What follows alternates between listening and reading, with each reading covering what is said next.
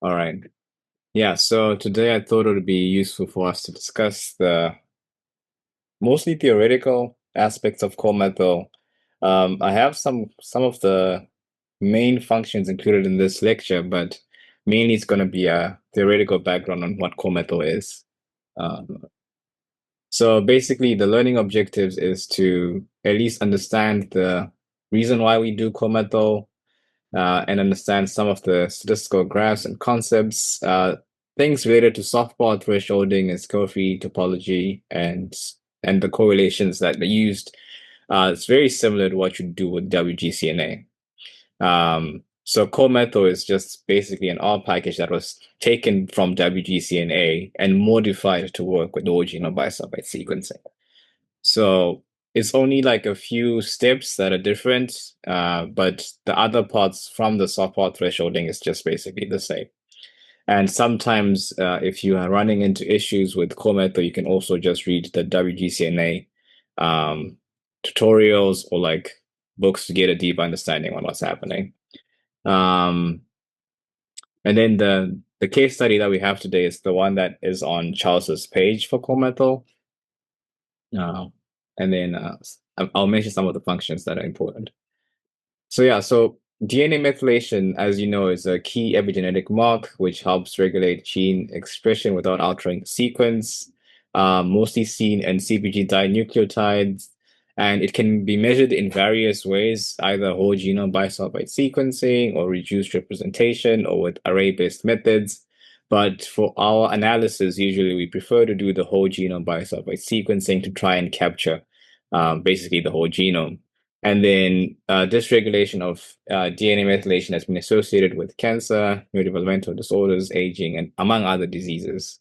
And it's helps us understand gene by environment interactions as it's like in between and it's influenced by developmental stage. And also, if you feel like you have any question, feel free to just intervene, by the way.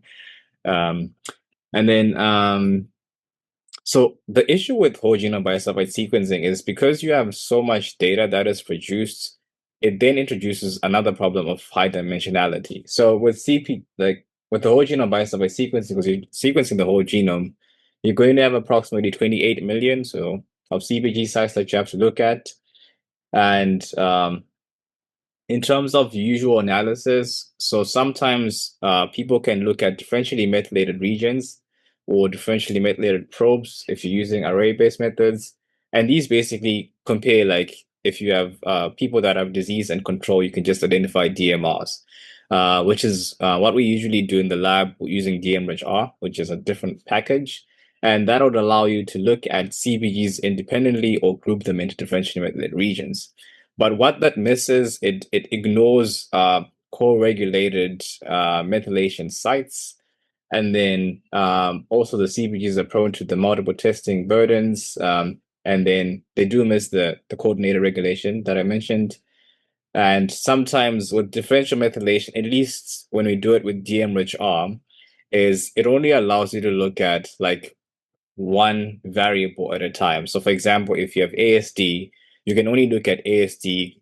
If a variable for diagnosis between ASD versus control, you can only look at that variable.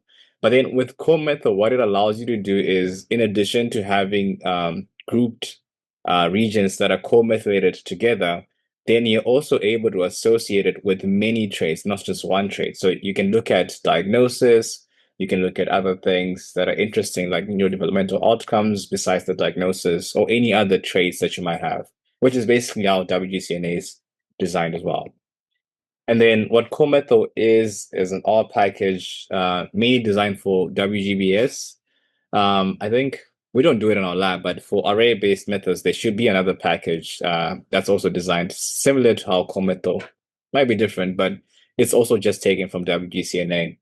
And the key concept is to identify genomic regions that have coordinated DNA methylation changes across the genome, inspired from WGCNA, but just adapted for WGBS datasets.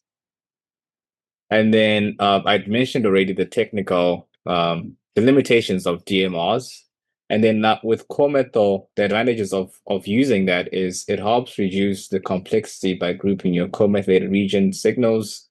And then by grouping these regions into modules, so modules is just a terminology that we use from WGCNA, but basically it's just groups of methylated regions that are grouped together.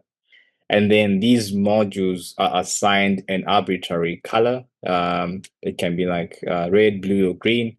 This is just a random assignment of color, but it just helps you identify which modules are associated with what. So you could say this red module is associated with ASD, this is not. And then it helps reduce the dimensionality of the millions of CpGs into a few dozens modules. And then you can be able to correlate it with multiple traits simultaneously. And then, so within that groups of modules, you're also able to find what is known like a hub region, which is the region that has the highest number of networks. That would make more sense as we dig in deeper and we have more data to try and explain these things. But yeah, it adapts its framework from the WGCNA. And then looking at the steps of running whole-methyl, it's, I guess Charles divided it into a couple of steps, but I've just reduced it down to like 6 steps. So the first steps is you're gonna read your Bismarck cytosine reports. So basically, cytosine reports are text files that contain your methylation information, and those are going to be generated by the Bismarck tool. And then from our pipeline, that's going to be part of the epigenerator pipeline that we usually use.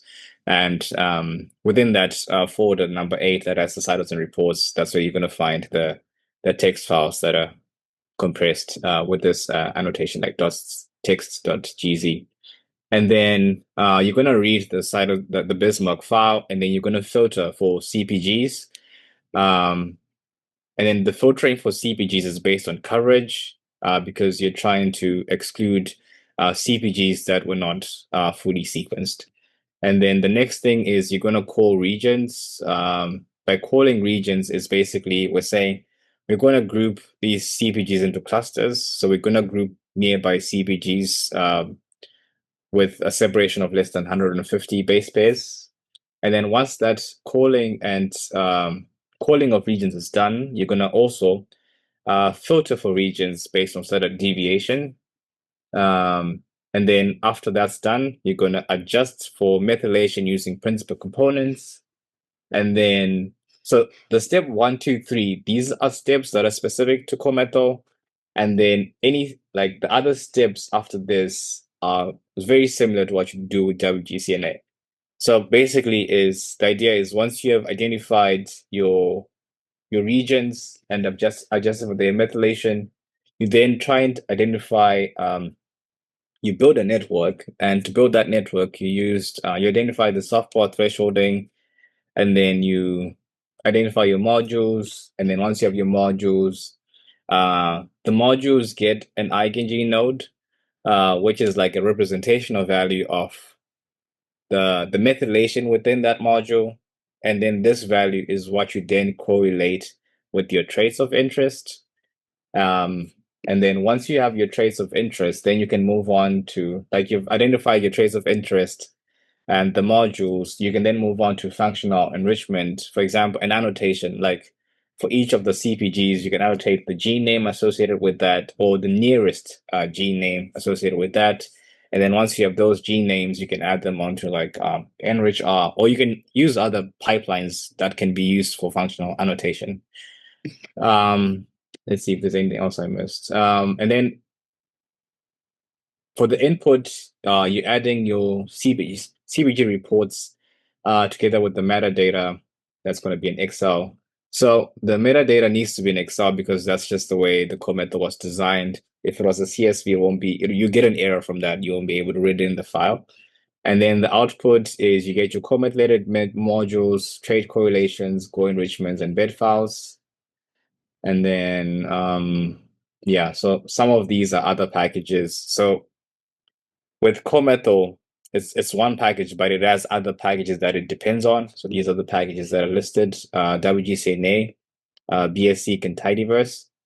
BSseq is the one that's useful when you're reading the methylation information, and it allows you to make the methylation matrix. Basically, a matrix is just like rows and columns with your information. that you're interested in looking at. And then the case study that's given on Charles's page. So by the way, the page. So this is what I'm talking about when I refer to Charles's page.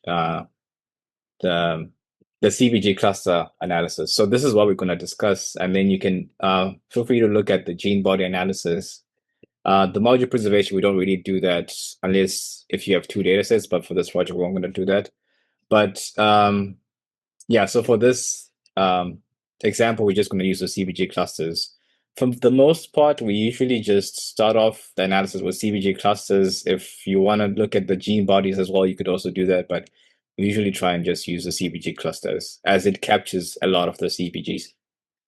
So for this case study, we have 74 samples that are included from cord blood. This is the geo identification, and then we have sample traits and characteristics, which include AST diagnosis, the cell types and the demographics, and we have CpG sites that are profiled from WGBS. And this is for study context. ASD affects 1 in 36, and then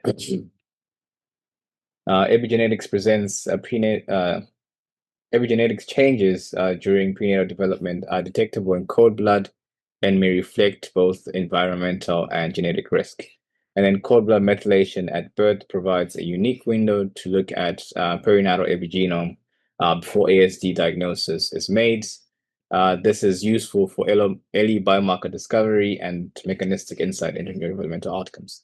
So cord blood, which is one example, together with placenta, newborn blood, as well as saliva. These are all peripheral tissues that we are hoping would be useful for at least biomarker discovery.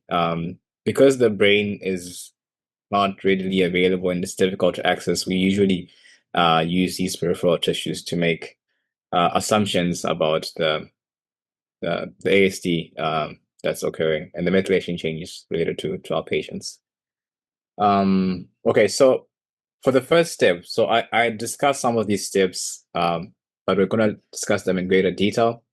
So the key functions, and what I mean by functions is a command that's designed to do something on R. So this is the get CpGs function and get CpGs total and plot CpGs and filter CpGs.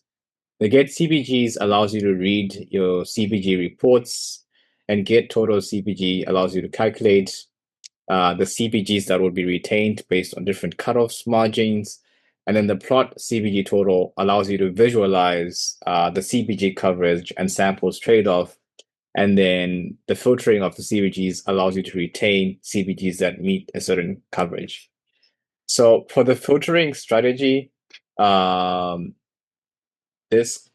coverage is what we usually use. And then for the coverage, I think it really depends on how deep your sequencing was and how many CpGs you want to leave in total. So usually for my analysis, I make it such that I can start with a total of, okay, I can have, after removing based on coverage, I can have a remaining of about 20 million CpGs.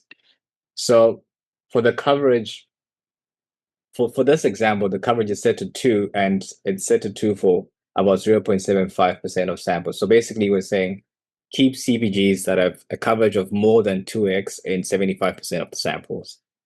Let me see if this is... so for all of these functions that I'm discussing, you can look at them on the page to get a better idea of what it looks like. And then this is one of the plots that's generated. And the idea is that the cutoff that you're getting, so for 75% of the samples, that'll be somewhere here. And then you're getting the coverage that is given here.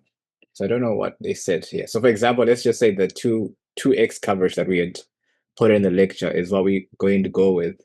That would mean it'll be like somewhere here, like 75% over here, and then 2x will be there. And that means you have roughly about 20 million CpGs that remain.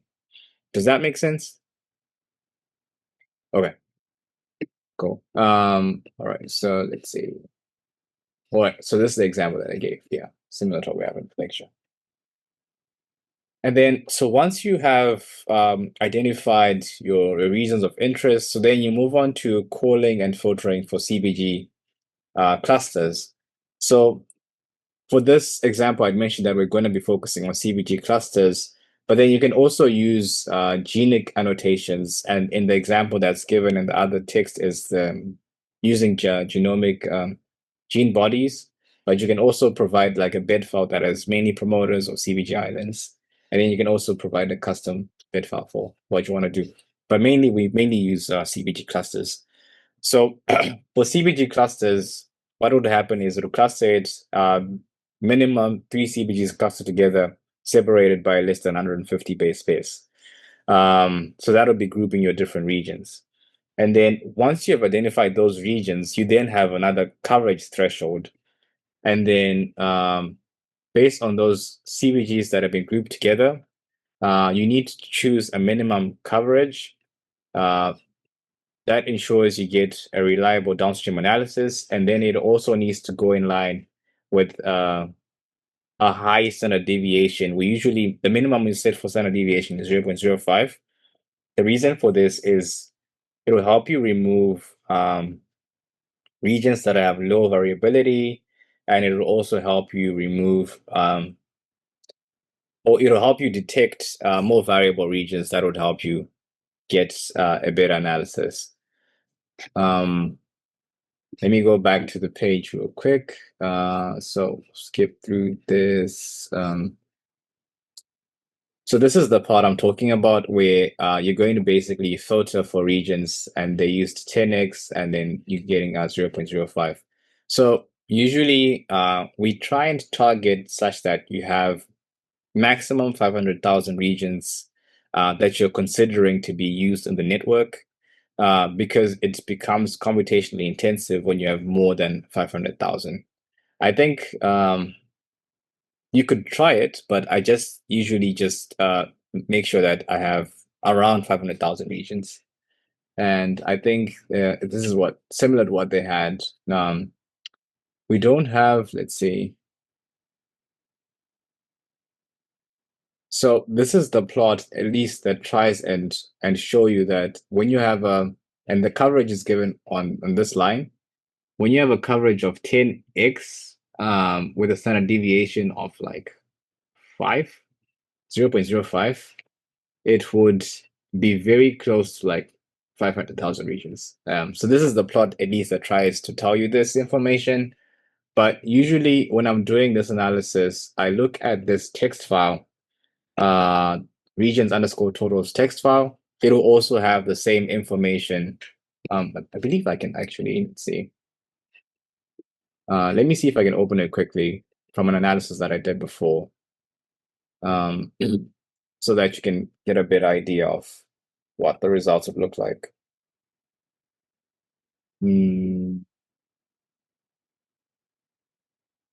So regions.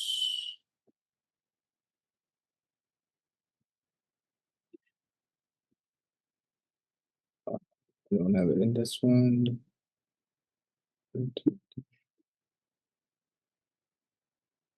All right, so this is the text file I was referring to, where in the column you have your coverage and your methylation standard deviation and the number of regions you have. And so for me, I usually try and go for around 500,000 regions. So you can see the coverage is changing on this first column, and something that would give you. So for example, if I was looking at this data set, I'll probably go for something like this, where I'm going to go for 8x coverage, the standard deviation being 0.06, and then having 500,000 regions that are included in the analysis. Yeah, so total regions at K. Does that make sense for this part? At least what needs to be done?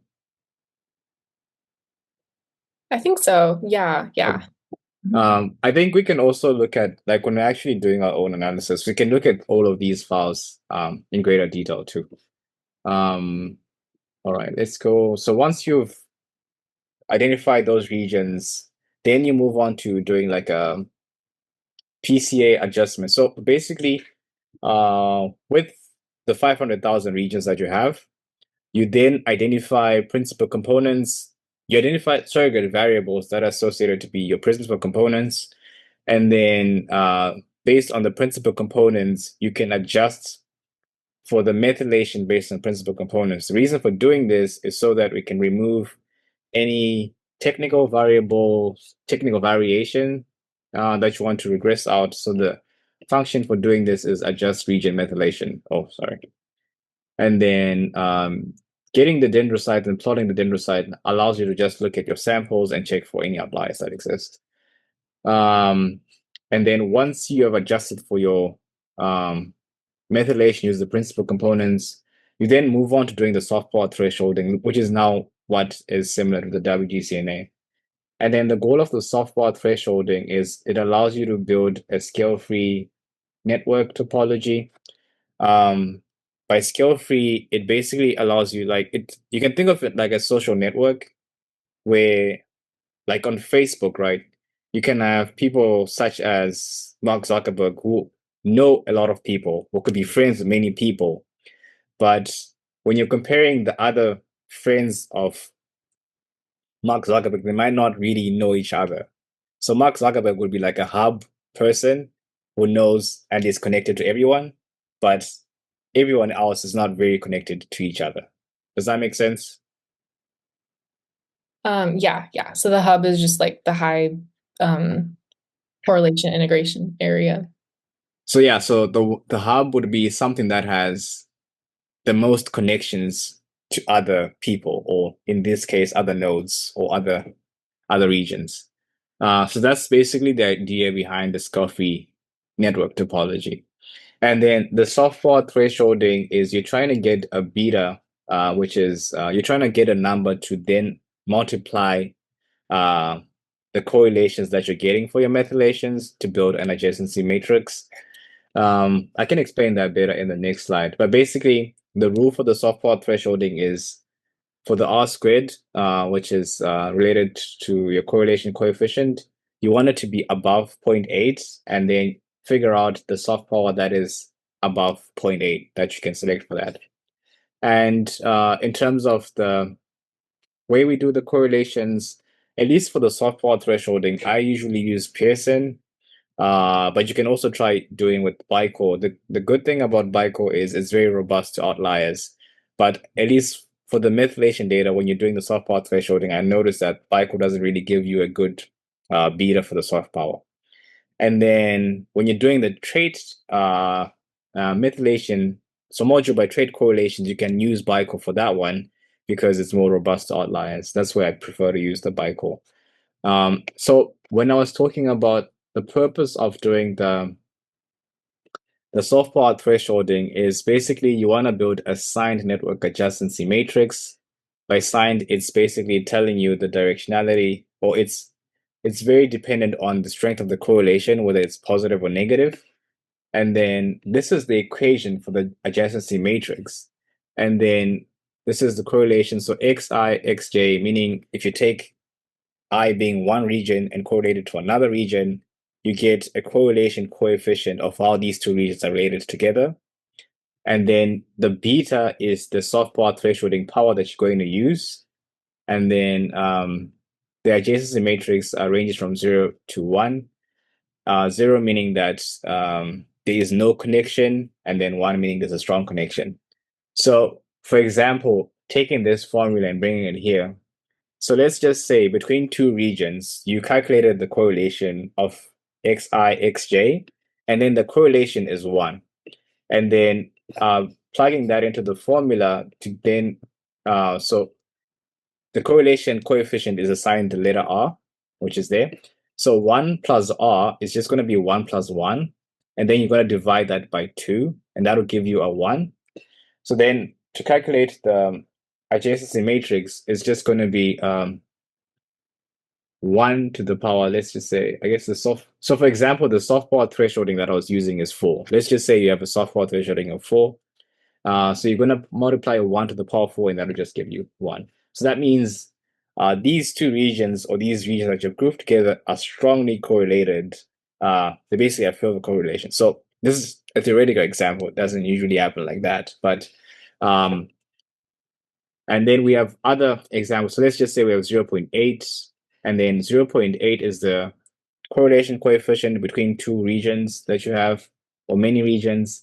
And then you say 1 plus 0.8, that's 1.8. And then you divide it by 2, you get 0.9. And then 0.9, you multiply to the power 4. Then you get 0.065. That's a very strong connection. And then you can keep on doing all these iterations and so on and so forth.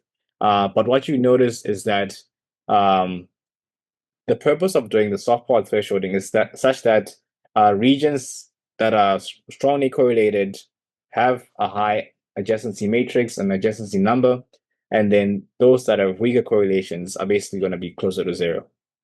That's the idea behind the soft part thresholding. And then in the tutorial that Charles has given us, you can see now basically you use the function get soft power. It uses the methylation, the object that had adjusted methylation on it, and then we use Pearson, and then you're gonna get an output that's called soft power underscore .rds. And then this line is telling you that the soft power that would be used for this data set is 18. And then the R squared is, so the good thing about, at least the way Charles wrote it, is that it'll automatically choose the best soft power that is above 0.8. With WGCNA, at least when I did it, you just have to do it manually, or you just have to like look at it and then see, and then type in the soft power. So the soft power that we'll be using is 18, such that when you're getting your modules, so you see this part where it says power, you could write 18, but in this case, Charles had made it automatic such that it just gets the soft power power estimate that was selected from here. So basically, they'll just put 18 for you so that you don't have to put it manually. So that's the idea behind soft power thresholding. You better understand it the more we do stuff and so on and so forth. So that's the theory behind it. And then the next thing is you're gonna, once you have identified your soft power of regions, then you're gonna run the get modules functions. And then I guess for the computational aspect of things, because you have 500,000 regions, right? It'll break down those into small little blocks. And then this is the block formation that's being referred to as the max block size. And then the next one would be, so a full WGCNA. So, all right, I guess I'll skip this part. Let's see. Network analysis per block. And then merging would allow you to merge regions that are highly correlated together. And then once you have identified your modules and you have your different colors, the gray module is not considered. It would be anything else that was not assigned to a module goes in the gray module. It's like a trash can. It goes in the trash can, the gray trash can, if you can think of it like that. So this is the key function. Let me just go back to Charles's tutorial. So this is the get modules function, where it's trying to identify your modules. It's going to use the regions, is an object of the regions that you did already subset, like the 500,000 regions or whatever regions that you're taking. And then it's going to divide it into different blocks. So for all of these functions that I described, you can also click on them, and then you can be able to like read further to see like what exactly was coded into the function. And it also explains what each of them mean. So when I was talking about the maximum block size, this is what I was referring to. And this is dividing your different regions into blocks of 40, like into different smaller chunks, so that it can be able to run it faster. And then for merging the cut height, this part is really important in that you want to merge regions that are very similar correlation, and the default that Charles set is 0.1. Sometimes you can play around with it, but I wouldn't go above 0.2. in that because when you're doing the merge cut heights, it's defined as specifying the cut height for merging your correlated regions, and the value is maximum dissimilarity. So basically, what that means is you're just going to subtract 1 minus the correlation between the regions you're seeing. So usually in terms of correlations, 0.8 is really good, 0.9 is really good. And then numbers below that are of lesser correlation, if that makes sense. So that's why I say it's better just for you to group regions that are highly correlated. So the default is 0.1. So if you're running the default, you don't really need to think about all these steps that I'm explaining, but sometimes with co-methyl, you might need to be like troubleshooting and digging deeper, trying to understand what's happening. So that's the reason for just explaining that part. And then we'll move on to the next part. So now once you've identified your modules, each of the modules is assigned a module eigenode. And basically what the module eigenode is the first principal component of the methylation values across all regions in that module. Usually the first principal component, when you do principal component analysis, is the one that tells you the most variation. So once you have this module eigenode, each of the samples is, you're also going to calculate a module membership for each of the samples.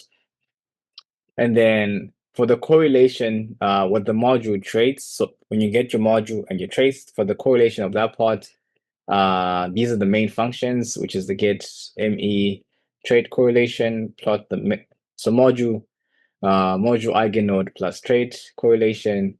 So ME is module eigenode. And then get dendros is you're just gonna make a dendrogram of the module eigen nodes, and then plot heat map allows you to visualize the heat maps of your module by module correlations. And then you can also do like a sample ME trait correlation and other things.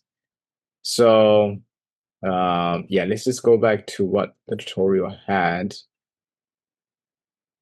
So yeah, some of these steps I've skipped over because I wanted to focus on what would be added to the presentation. So for the module by trait correlation, this is one of the things that we usually add to the presentation, which basically is going to have your different module colors, and then they're going to be associated with your different traits of interest. So for this case, for example, we can see that the ASD diagnosis is associated with this brown module, for example. Let me see. I've also tried to update some of this code. Yeah. I can show you what I also have, like when I did it in my analysis, is that when I did my module by trait correlations, I tried to adjust such that the color can be given on this x-axis, and then you can easily be able to see like what the color is and what your trait is associated with. So for instance, we can see the coral one is associated with ASD diagnosis, and it's in the opposite direction with the TD diagnosis. So that will be at least one of the plots that you can add into your presentation, depending on your variables of interest. And then let's, so once you have also done the module by trait correlations, you can move on to identifying your hub regions. Like I mentioned, the hub regions is the is the one that has the most and a lot of the key connections when you're comparing to the other ones. And then it's defined as having the highest intermodular connectivity, which is the most correlated to all other regions of the modules. And this is the function of getting the hub regions.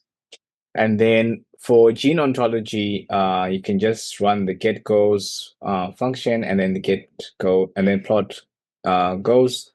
But I think for analysis, we just use an adjusted version where we just run our own gene ontology. Because the one that's on the co-methyl package, version 1, is outdated, so we can use a more updated one, but we'll just run it with enrich R. And then this is just an alternative analysis. You can look at gene body, as I mentioned, but that's given in greater detail in Charles's tutorial. We'll see if there's need to do that, but usually no, we can just be fine with whatever we do with the CpG clusters, at least for our analysis. And then, so some other plots you can also add onto your presentation are related to the dot plots. So these would be showing you, for example, in this case, we have ASD, and then we're seeing how it's associated with the module eigengene node. And then this value has been normalized for each of the samples. And then we're seeing that the negative correlation that we're seeing with ASD compared to TD is what we're seeing here in this plot. Does that make sense, Sylvia? Yeah. Okay. And then all the stars, and that's like the stars are indicating like the significant correlation. Oh yeah, okay, yeah, sorry. So for this correlation plot, basically red is a positive correlation, blue is a negative correlation, and then the stars are things that are significant. White usually means that there's like no correlation or it's very close to zero. Yeah, thanks for catching that. I had skipped through that very quickly. But yeah, so that's the main idea when you're looking at correlations. And as I mentioned, we mainly use BICOR as it's more robust to have outliers. So yeah, so then this plot, this I guess dot plot allows you to have a better visualization of the negative correlation or the correlation that you're seeing. In this case, the negative correlation that we're seeing between ASD and TD. And we're seeing on average, ASD is lower than TD based on the distributions of the box plot. Because this line is the median, and then you have the upper and the lower quartile that are represented by it. And then, so this is the dot plot is going to be for categorical variables, actually mainly for binary variables where you have yes, no, or when you have two things. That's mainly what you're gonna use to plot with the dot plot. When you have continuous variables, such as in this case granulocytes, but things such as age, are continuous, you can make a scatter plot. And then this line that you're seeing is a linear regression with the confidence intervals that are given in the gray. And then with this scatter plot that we're seeing that there's a positive correlation between the granulocyte percentage together with the module eigengene node. And then, sorry, one thing I forgot to mention is also that the module eigengene node is representative of the methylation you have in that module. So because we're saying there's a negative correlation between ASD and TD, we can make the conclusion that the ASD samples have lower methylation when you're comparing it to TD in this module. And then same thing for here is that the higher the granular size, the more methylation you're seeing. Because this is basically close to being like a straight line in linear regression. And then this is also showing a negative correlation. But yeah, usually for my presentations, I usually have the heat maps that show this relationship, and then I also have the dot plots. Sometimes, depending with your audience, it might not be worth showing the heat map if you don't have enough time to explain it. You can also just include the dot plots, or you can just describe it briefly, like this is what I did. But I'll try and describe everything in greater detail with the dot plots, and then or the scatter plots. Usually we don't usually add this. This is something that's in the package, but we don't usually look at this this plot. But we do look at this the enrichment analysis. So basically, with the enrichment analysis, you can be able to find. So this one is specifically, I think. Let's see.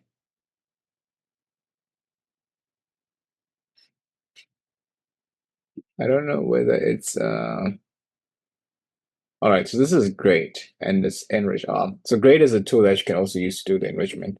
But basically, enrichment or pathway analysis would allow you to identify biological pathways that are enriched based on the gene list that you've provided. So, for example, and this is sorted by negative log of the p-value. We're seeing that for this module specifically, the BISC module in this case was the one that was associated with ASD. We're seeing that there's some pathways related to glial cell differentiation and gliogenesis. Some things related to abnormal neuron physiology, because that would be very important for ASD, dendroid development, very important in ASD, CNS regulation too, and hindbrain morphogenesis. So we're seeing they're very, I guess, neurodevelopmental important pathways that we're seeing. So at least the goal would be once you identified your modules, the associations, you then identify pathways that can be linked to your disease of interest or your trait of interest.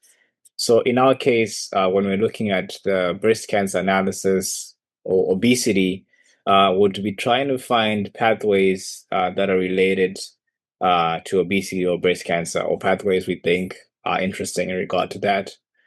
But yeah, I think that is like a very overview of what we have with co-methyl.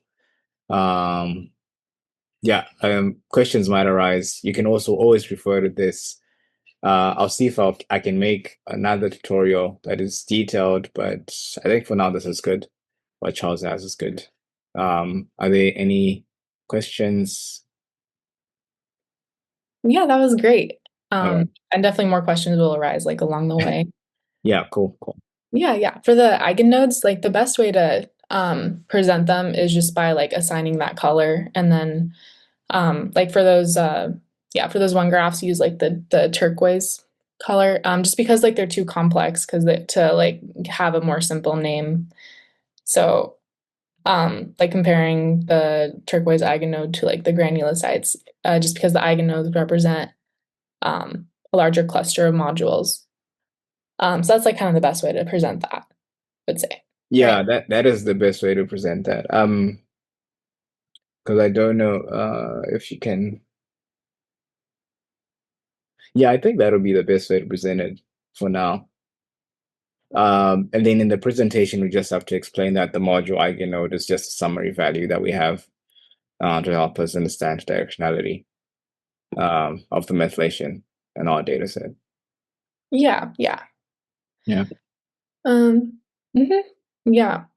I could have like some random questions or like specific questions, and they can come up later as well. Okay, cool. Back to like step one with the coverage. So is there like the minimum amount of CpG sites that are needed to for co-methyl to treat it as like an independent region? Like if the region has high coverage but not that many CpG sites, is it a valid region, or is that like kind of depend on what the coverage was set to? You mean when you're setting the coverage for CpGs, or you're setting the coverage for regions? Oh, Because it's in two steps. Like okay. so the first part, like when you're setting the coverage for CpGs, I try and do it such that I have around 20 million CpGs that I'm looking at. So I can explain that better with some of my data.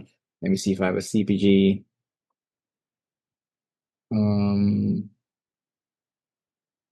All right, I might not have it in this project. Let me see. All right, so this is the CpG totals text file that we have, right? And then basically we can see that if we have 2x, if we take the coverage of 2x in 0.75 samples, oh, sorry, I didn't explain the stuff above. So you have your coverage here, and then the per sample is the percentage of samples that you're including, and then n is going to be the number of samples you have, and then n CpGs is going to be the number of CpGs you're going to include. So I mainly focus on the coverage, the per sample, and then the n CpGs that are included. So the n CpGs is going to be in green. So when you're looking at the 2x one, you're seeing that, let's just say we take a coverage of 2x. You're setting that per sample ratio to 0.75. That would mean you have 26 million CpGs. I prefer to just have higher coverage and then around 20 million CpGs. So I just try and look, and then I guess I try also have it to be like above 0.75. So at 4x, we have 0.75 and 22 million CpGs. Let's see, at 5x, at 0.75. Yeah, so I think I would probably go for the 4x at 0.75 because that's the one that has 22 million CpGs, because at 5x at 0.75, you have around 19 million CpGs. Does that make sense? Yeah, So that's yeah. the first part, right? So now going into the analysis, we'll then say, okay, we have 21 million, okay, 22 million CpGs. Now we want to call for regions. So basically, so once you've done this part, you then call for regions. And then, so basically you get a text file again, which is the regions totals. And then you'd need to choose, okay, what's the minimum coverage that I need to choose? And what is the standard deviation to use? So if we go to my data and then take the regions totals from here, so I usually target around 500,000 regions. So already when you're trying to target around 500,000 regions, and then the standard deviation needs to be above 0.05. So already when you're taking that into consideration, you're already going to skip some of these, because I already explained this above. You skip some of these that have low coverage. So already um, the taking a coverage of 2x and 0.05 standard deviation means you have 900,000 regions, which is a lot. So we'll try and go for higher coverage. So if you go for 4x, 0.05 standard deviation, that means you're around 600,000 regions, which is still a lot. And then if we go for 6x at 0.75, you'd have around 400,000 regions. So I would try and go for 5 because it's not given here. Because 5x at 0.75 would give you a number that's in between 600 and 400. But when you run the code and you run the analysis, it'll tell you how many regions are left when you're running a certain thresholding. Like when you're running it actively, it'll spit out how many regions you're gonna get. So I would either go for 5x or just either go for 6x. I don't know. I've never run co-methyl with like regions that are like less than 100. I don't even know if I've gone lower than 300,000, to be honest. Like, I mean, you could do it and see what it looks like, but I just never done it. But sometimes it might make sense if, like, computationally it's too intensive to run and you just want to look at a few regions, or you just want to say, okay, I just want to grab the most variable regions that have the highest coverage. Um, like you go for 10x, but like you're missing a lot of information. You could get regions, you could get modules, and so on and so forth, but you're just missing some information. Does that make sense? Yeah, yeah. Yeah. So at least for analysis in our projects, the standard is around 500,000 regions and standard deviation above 0.05. Okay. Yeah. At least for when you're doing the CpG cluster analysis. I really haven't done the gene body analysis to be able to give good recommendations for it because I've never done it myself. So I guess you can just refer to Charles's tutorial if you're doing it. But yeah, that was a good question. Okay, great. Any other questions?